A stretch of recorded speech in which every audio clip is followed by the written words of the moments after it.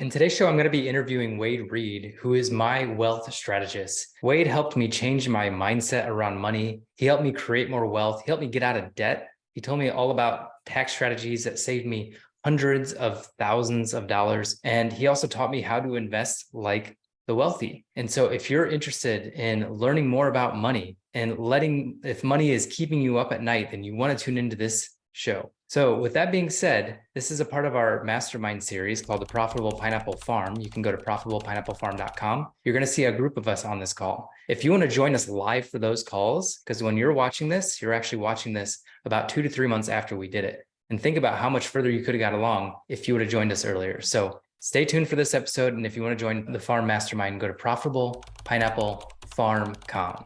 All right, let's jump into the show.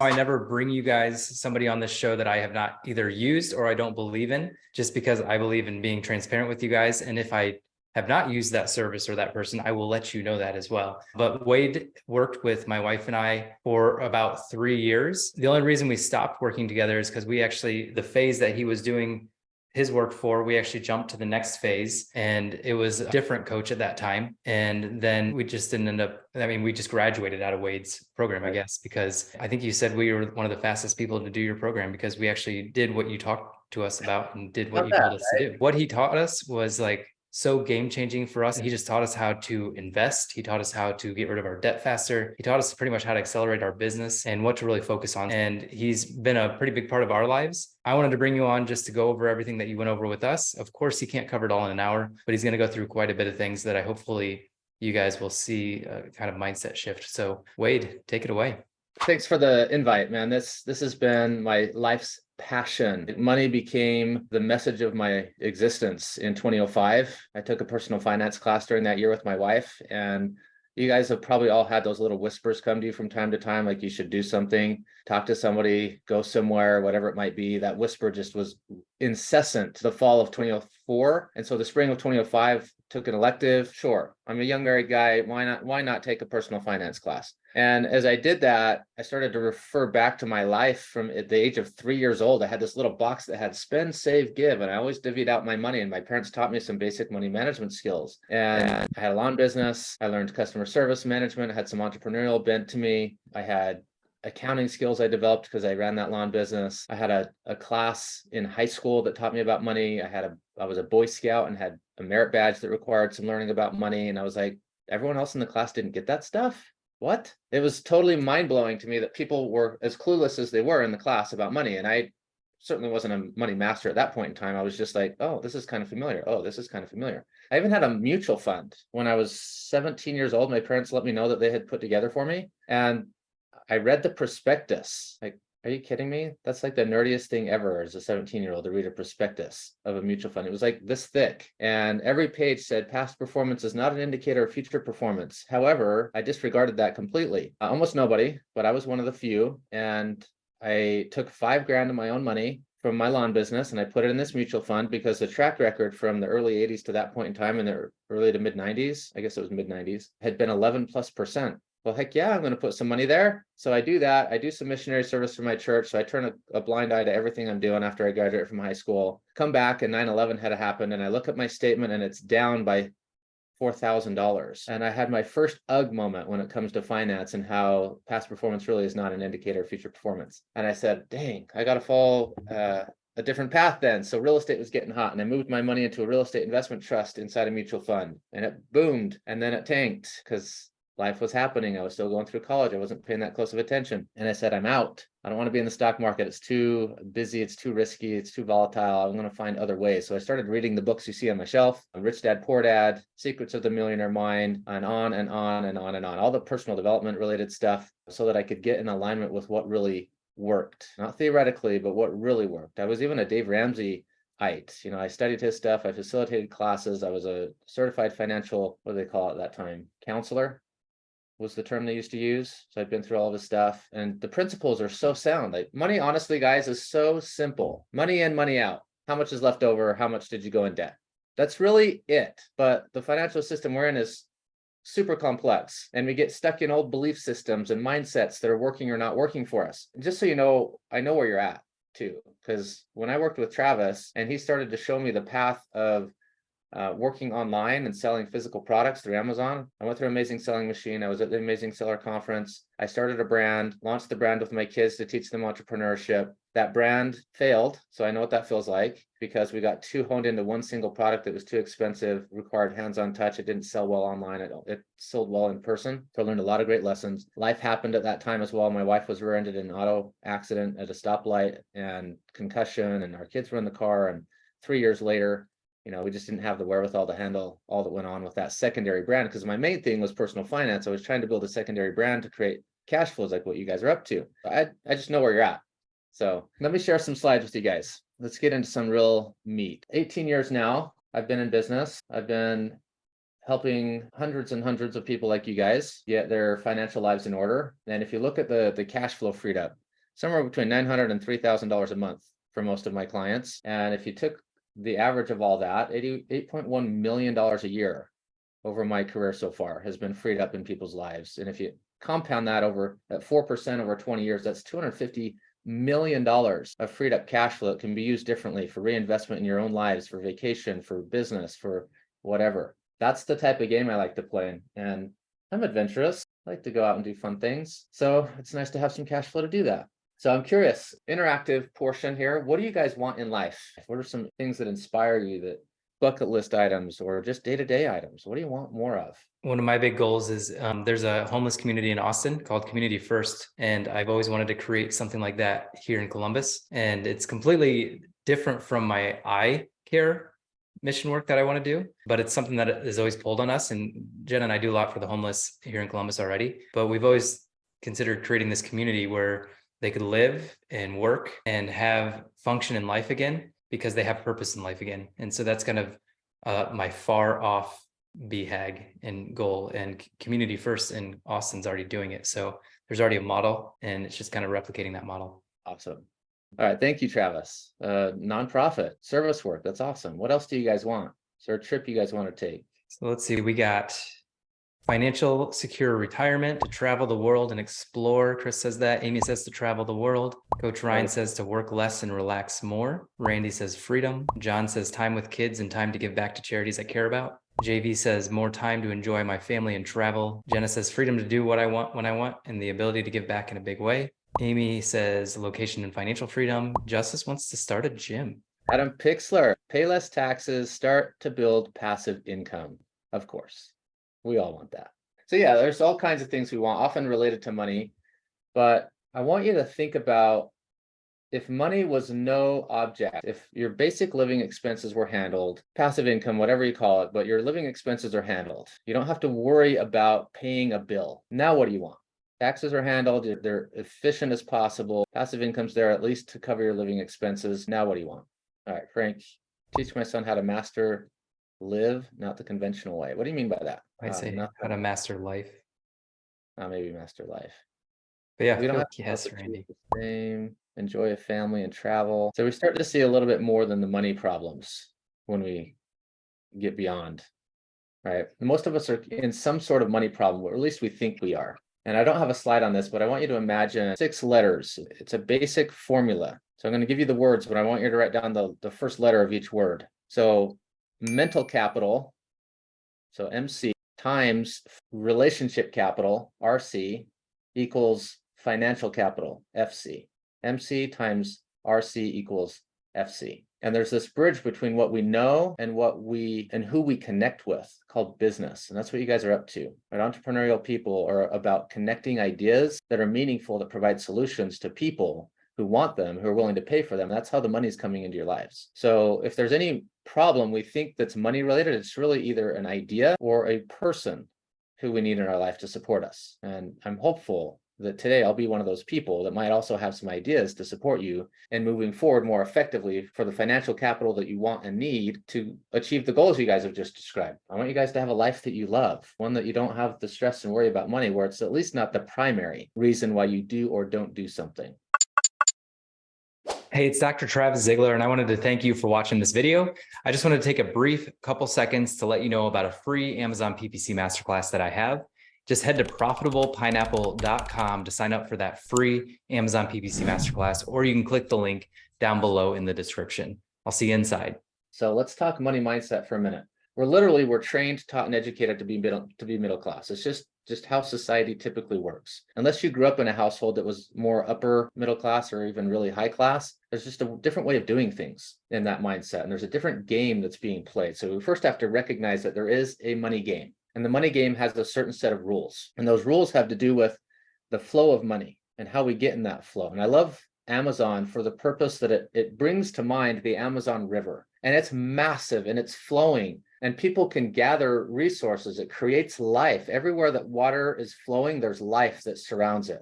There's cities that develop. There's thriving communities. There's people. There's animals. There's just beauty that's associated with flow. And so we need to get in that flow. And you guys are getting in the flow through your physical products businesses and whatever entrepreneurial activities you're involved in. So that's one way to get in the game. We involve the idea of creating solutions to problems that matter to people. So the game has a lot to do with strategic use as well. There's two main players. There's those who know the rules and those who don't. And those include banks, financial institutions, and what I will call well-educated investors, those who have been willing to study the books that I had on my shelf, attend classes like this, hire coaches and mentors, go to trainings, do whatever it is that you can become well-educated, because the knowledge in our minds is our most important form of capital that can be traded and it can't be taken away. Any skills we learn, any skills we develop can be employed proactively to create income.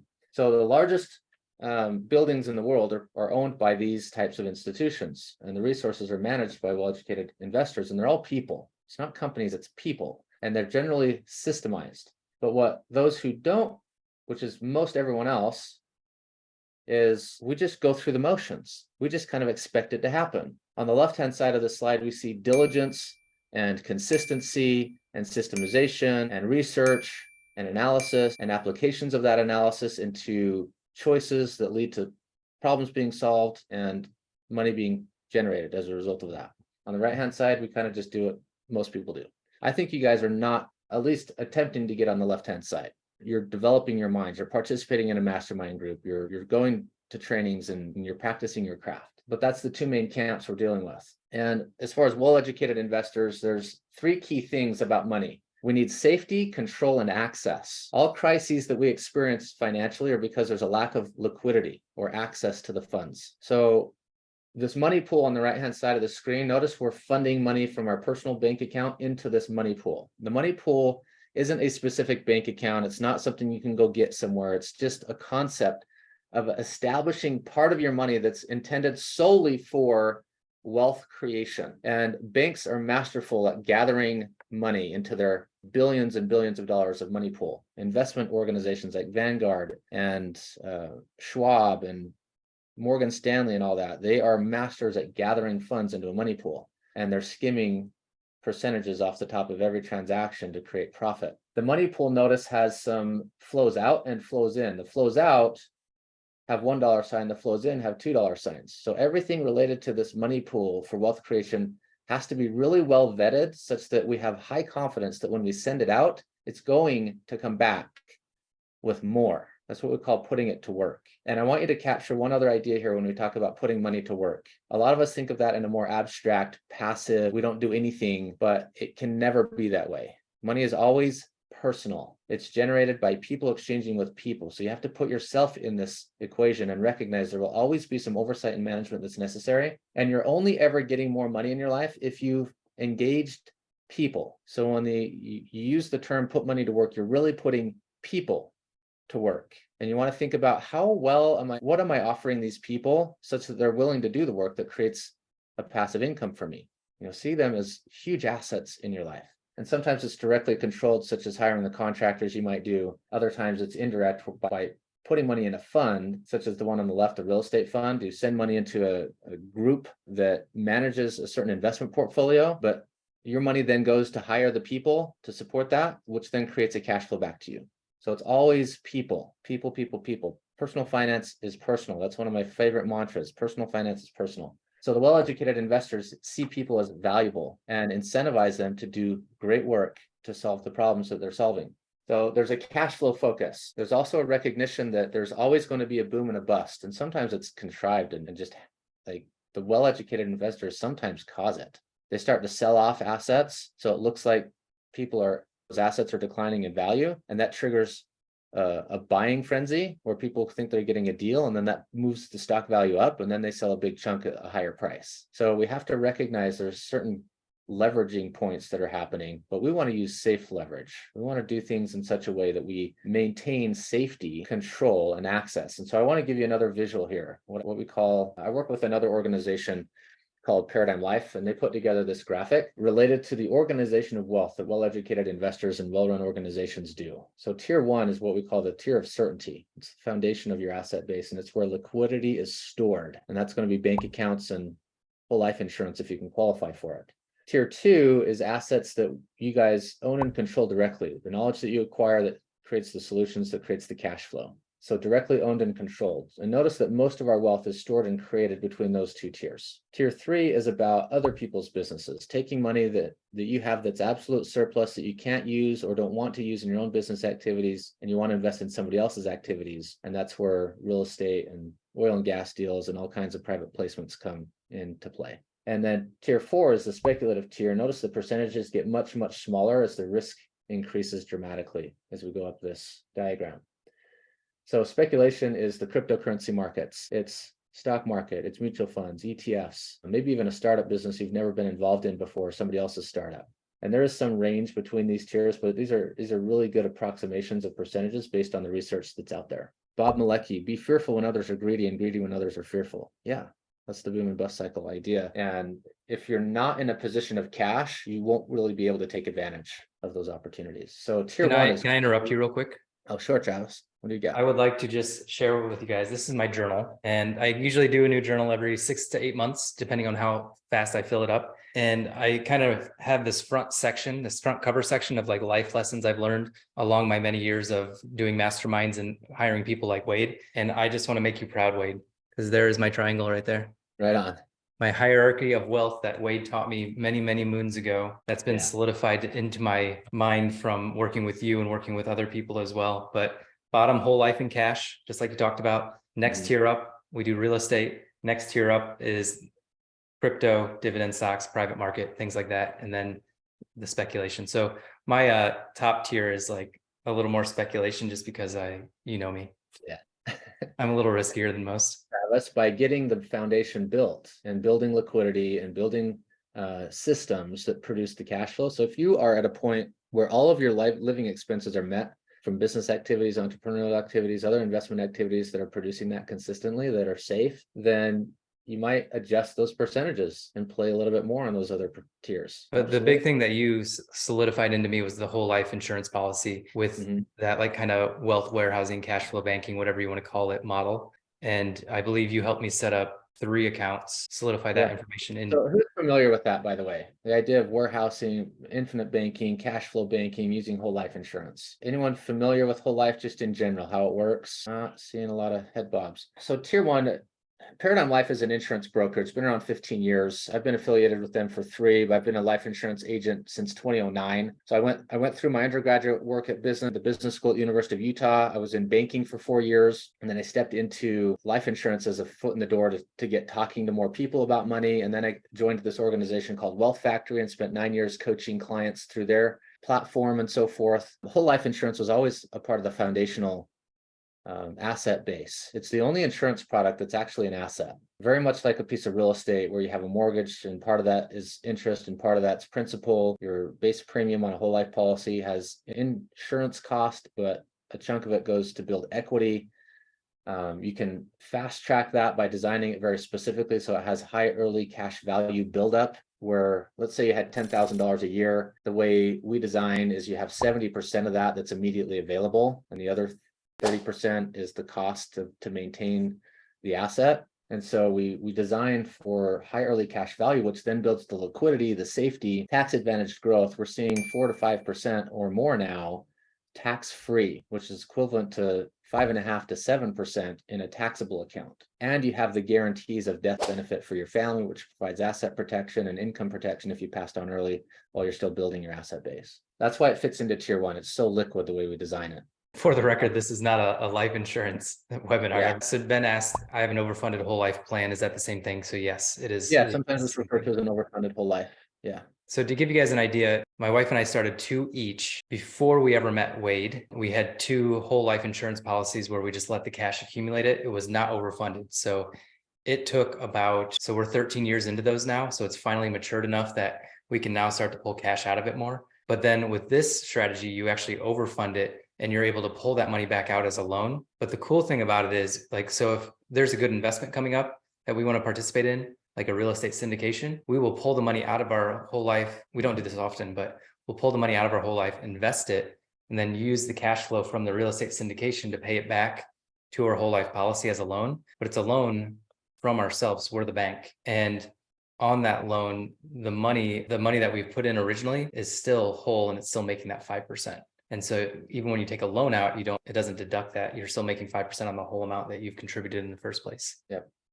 So Rebecca, appreciate the skepticism here. It's really no different than a house. You're funding a house. Let's say you make a big down payment on a house and then you're maybe accelerating the payments on the house, making extra principal payments. So you build up equity in there. And instead of selling the house to get the equity out, you get a line of credit against the house and you use the value of the house's equity to go do other things, such as fund business activities or other investments. They're doing the same thing with life insurance. It's a collateralized asset. The value that builds up in the policy can be used as collateral, and the life insurance companies just give you an automatic line of credit against the value, knowing that if you pass away, they just subtract the difference from the death benefit that goes to your family. So it's a really simple asset. And then one additional thing is, if you were to ever get sued, it is protected from somebody that's suing you. Most states, that's true. Not all. Not all. Each state has some either unlimited or actually some limitation. Okay. If we needed to go there, we could, but just know that in most states, it's a fully protected asset in the event of creditor lawsuit or bankruptcy. Cool. So again, didn't intend to go down that route, but just recognizing there are various assets some people are really not familiar with that are super helpful to have in the overall asset base to provide safety, liquidity, and control over the money, while also adding a protection component that's crucial. If we don't have the right protections in place, I promise you guys, I've been at this 18 years. If we don't have sufficient insurance protections and legal protections through entities and estate planning and so forth, the brain just gets kind of used to a certain amount of stress, kind of like a kinked hose where the flow is still there, but it's reduced and you just kind of get used to it. But when you release the kink, the flow kind of bursts out and now you have a consistent higher flow. That's kind of what happens when we get our insurances and other forms of protection dialed in, is we release the tension that's been there. And now there's freedom of creativity. That mental capital piece is expansive and we can be less worried about money and be more focused on creative asset building activities. All right, so let's talk max potential. How much are you guys really worth over your lifetime? I'm just going to run a simple live analysis on this. I don't know if many people have really calculated their total income and total wealth potential, but we have this calculator that is really interesting to look at. So I've got in here a 40-year working life, assuming somebody's 30 years old. More than likely, we work for 40 to 50 years at some level, even if we reduce it.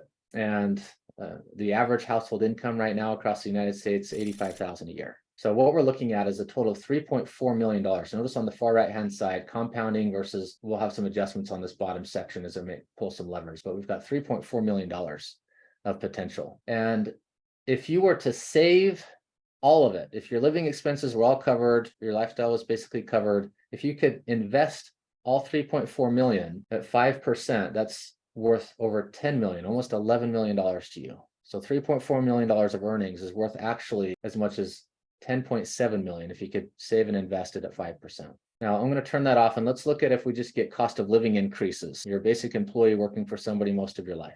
3% cost of living bumps our income earning to 6.4 million from 3.4. So some basic compounding on your income over your lifetime. Now let's take that one and add the earnings to it of 5%. Now you're worth almost $17 million if you could keep all of it, save it, and invest it at 5%. But the average American right now at age 65 has about $200,000 total between equity and 401k dollars. And it's it's just shocking. This is one of the banes of my existence, just to see the average American in such an abysmal place financially when their potential is so high. Money just leaks out of our lives constantly. So one of the reasons for that is taxes. If you look at federal and state income taxes, and perhaps even include sales tax, excise tax, hotel tax, et cetera, at least 35% of our income slips out of our life in the form of taxes. And notice there's two numbers here. There's 2.2 million is the total calculated cost. And if you look at what it could have earned you at 5%, it actually cost you 5.9 million. This is what we refer to as opportunity cost. When you calculate, money always has to have an interest rate attached to it. Time and interest are always attached to the money calculation. If we don't include those two, it's not an accurate calculation. So $2.2 million is a really expensive, almost $6 million. Debt service for most Americans as well, between car loans, student loans, credit cards, home loans, et cetera, is at least 35% of their take-home pay. And that's another 2.2 million and $5.9 million of lost potential.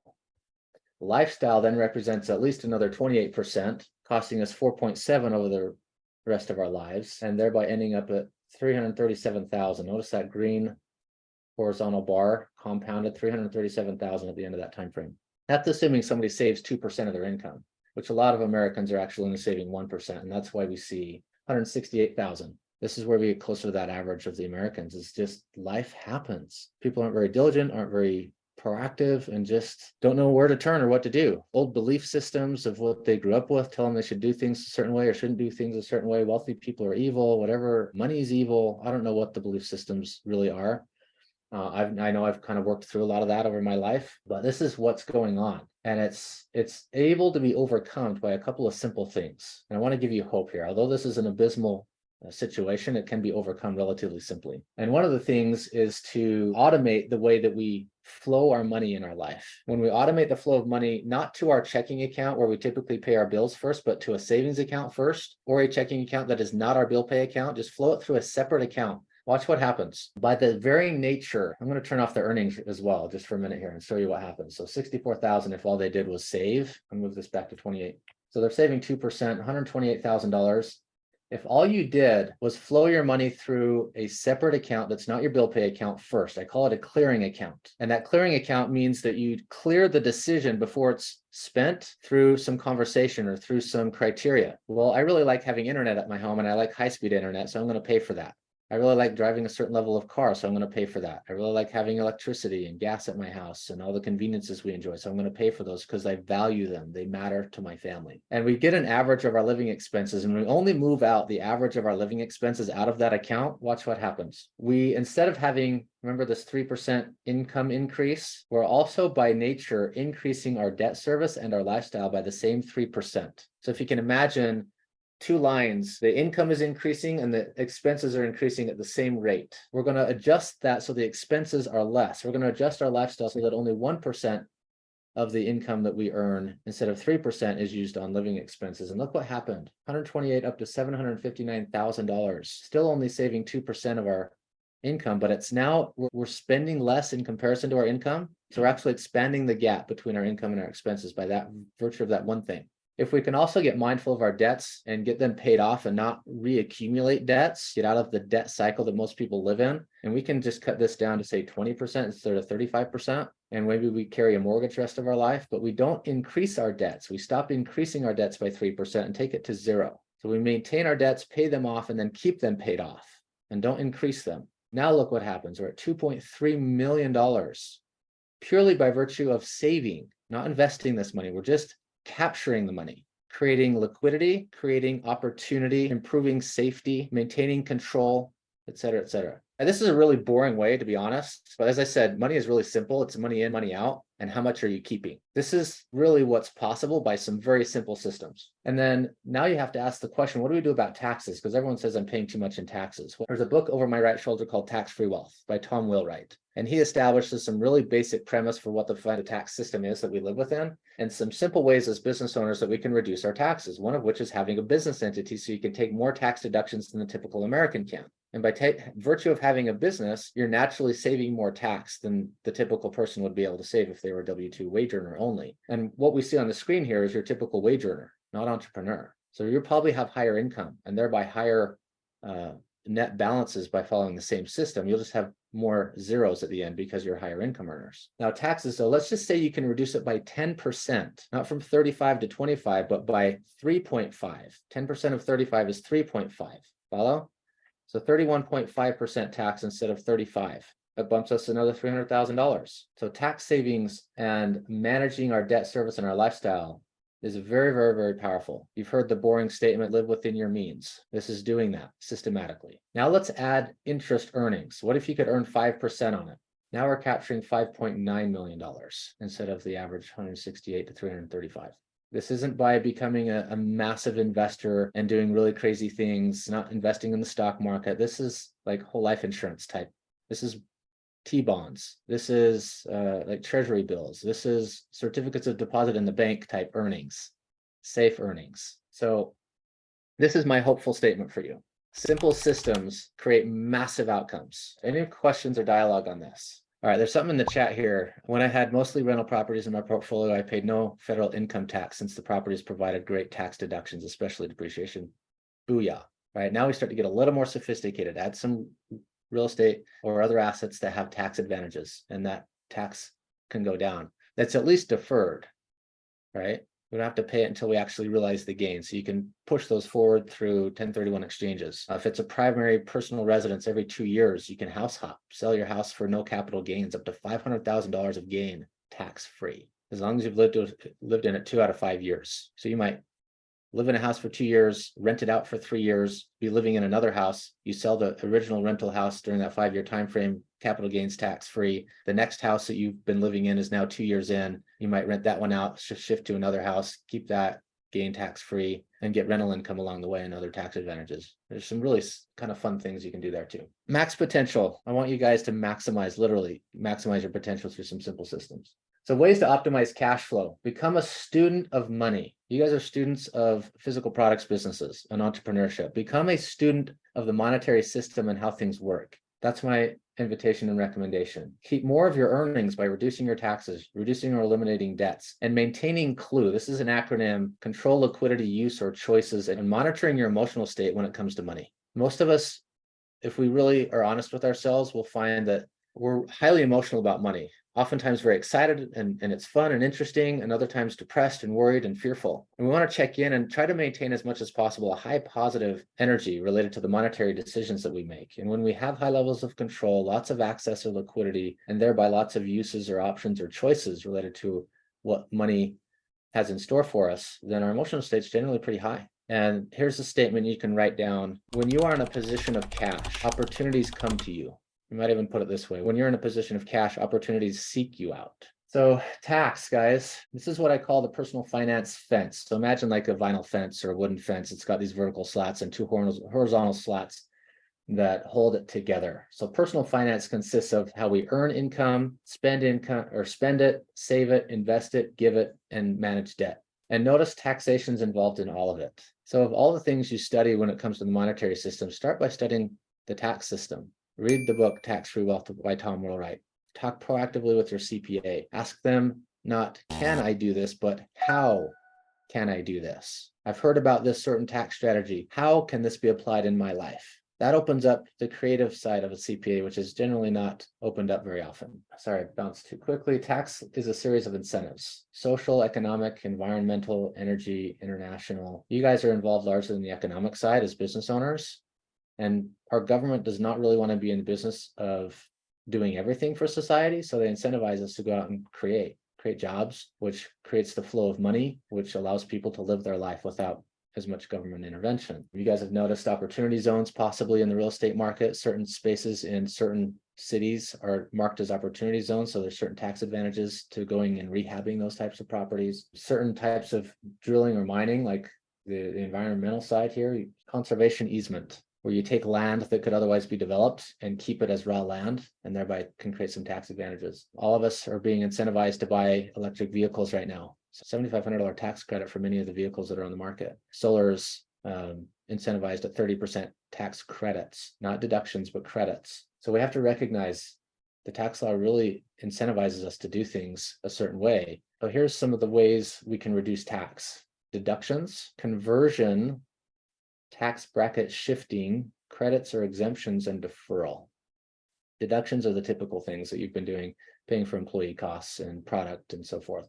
Conversion of our tax brackets. This is taking an asset that would otherwise be like a short-term capital gain, like the house that was mentioned earlier. If you hold on to that house for less than a year and sell it, you have ordinary income tax on it. If you hold it for a year or more, you have capital gain tax on it, which can be as little as 15%. That's conversion. Same thing with mutual funds if you hold it for a year or longer and other certain asset classes. Tax bracket shifting. This is where, in the case of me being a father of 6 children, I can pay my kids for legitimate work that they do up to $13,000 a year. And the tax law says if you're under 18, you don't have to file a tax return. And so we can shift money out of my business entity over to the kids, pay them for legitimate services, and then reduce my tax bracket, which would otherwise be 24 to 32%, save all that tax on the money that gets shifted over to the kids. So they don't have to declare it, it's not taxed. Credits and exemptions, that's what I mentioned on the solar and so forth. And then deferral, this is the 1031 exchange. Sometimes on a business sale, you can use a certain type of trust and you can defer recognition of income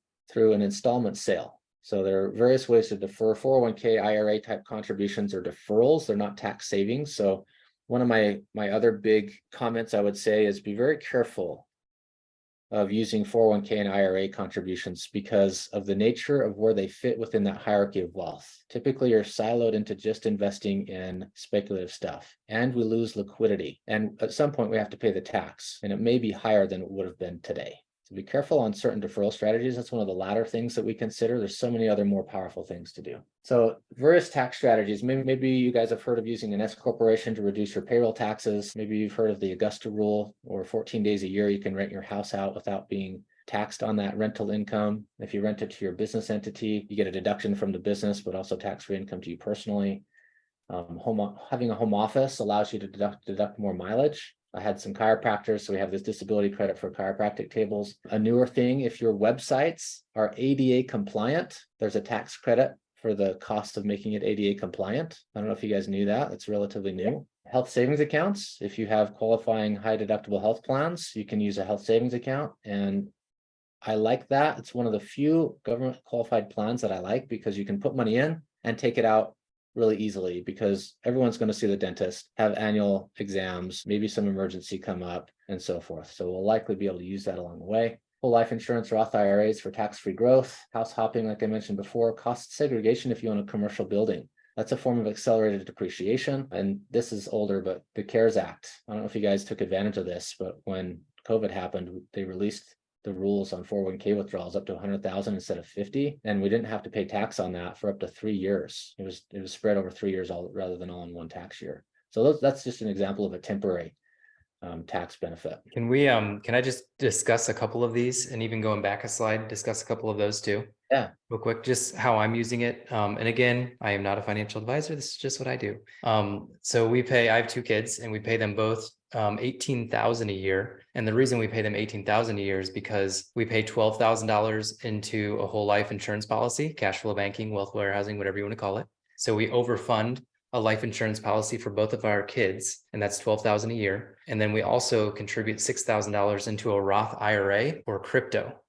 And so I'm a big believer in crypto. I speculate in it a lot, and all of my IRAs and my wife's and my kids, it's all crypto IRAs. So we've opened up, we do $6,000 a year. It's going up $6,500 this year, but $6,000 a year into their Roth IRAs for crypto, and then 12,000 into a whole life. So by the time they graduate, they'll have pretty much around $140,000 that they'll be able to pull out of their life insurance policy to pay for things like college, wedding, house, without having to go to a bank or having to save for that. Of course, we're not just going to give it to them. It's going to come with stipulations. And then when they retire at the age of 60, they're going to have whatever happens with crypto. So let's say Bitcoin gets to $1 million over the course of our lifetime. We bought it when it was for them. We bought it for that when it was about 20,000. And so they get to take that out with taxes in the future, but still all that growth is tax-free.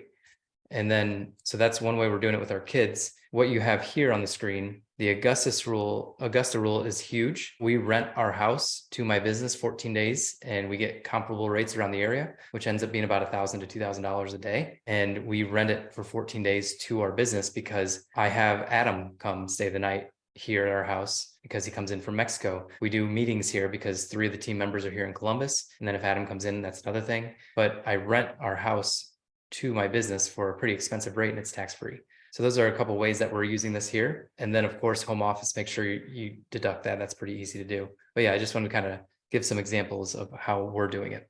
Great practical ideas. So there's one comment here about Roth solo 401k IRA. So we can self-direct, if done properly, funds that are in qualified plans and get some additional utility out of that. I think that's a useful thing to know about. We have to recognize, though, that certain things, if it's in a traditional 401k or IRA rather than a Roth, those tax benefits of conversion were capital gain assets. So for example, if you had a solo 401k or traditional IRA that was self-directed and invested in real estate, such as a beach house that you use for Airbnb type scenarios, it has to be completely third party. You cannot live in it or enjoy it ever yourself. And any gains on that property are taxed at ordinary income taxes rather than what would otherwise be capital gain taxes. So a lot of you guys may be in a position where you no longer qualify for Roth IRAs. So if you do happen to have 401k or IRAs, you can sometimes it's called a backdoor Roth IRA. Those rules are starting to become on the chopping block for being allowable, but we can move it from an IRA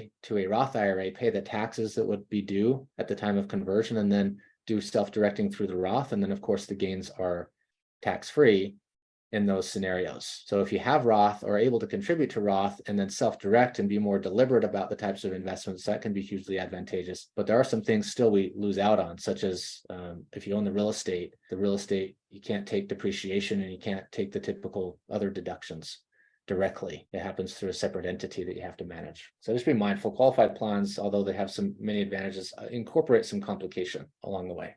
Here's a quick case study. A 33-year-old employee had multiple credit cards totaling $20,000. So we have this financial health assessment that we do for our clients, and we have a series of questions that we simply label, do I have this in place? Yes, no, uncertain, or is this not applicable to me? And when we run through all of these questions, it gives us out of 100, a percentage of yeses out of that list. So this person had 12% of their finances in order according to that financial health assessment. No savings was in place. They were kind of in a scarcity mindset, holding off on moving forward with certain ideas that they wanted to pursue, which included something as silly as a personal camera so they could take nice photos. And they had a pretty low credit score. And what we did was reorganize how they handled their debts. So we freed up cash flow. We worked with them through a period of months to get them to where their financial house was very much in order, 72% out of 100. We moved them into a position they had 20,000 in savings. They felt confident finally to buy that camera, but also a condo as a rental property, and shifted their score from 651 to 727. And it's again, not that difficult. It's just the order of operations, kind of like in a math equation. You got to do things in the right order. And it's a lot through what we call the cash flow index, assessing our loans based on their cash flow efficiency. And I don't have a slide on that today, but there's a certain mechanism we use. It's pretty straightforward. We took some of the bad loans, refinanced them, consolidated in some cases. If there's certain equity in other places, we can do that. And there's certain things we can do on our credit to what we call credit dressing. And we can boost credit scores pretty simply through certain means too. So as we wrap up here, my goal with all my clients is to accelerate your ability to get the things that you said you want.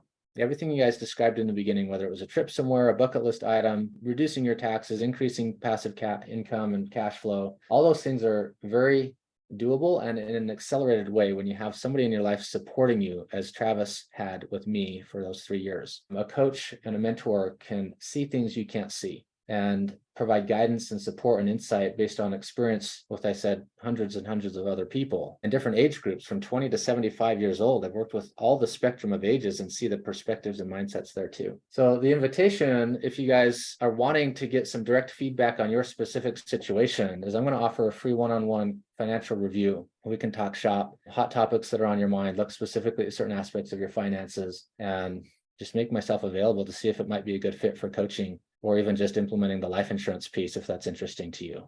So we'll wrap there. Travis? So yeah, Wade's actually contributing to a book I'm writing right now, and he's going to be talking a little bit about our story and just one section of how he really helped us. The cash flow index is what he really helped us with, which was pretty much figuring out around how to structure your debt, figure out which ones to pay off first, and then refinancing, restructuring to help you pay off those faster, and then to free up cash flow, because that's the whole goal of the cash flow index, is to free up more cash flow, which then gives you more cash to then pay off more debt or to invest more. So it was a pretty impactful exercise for me. All right, cool. See you guys later.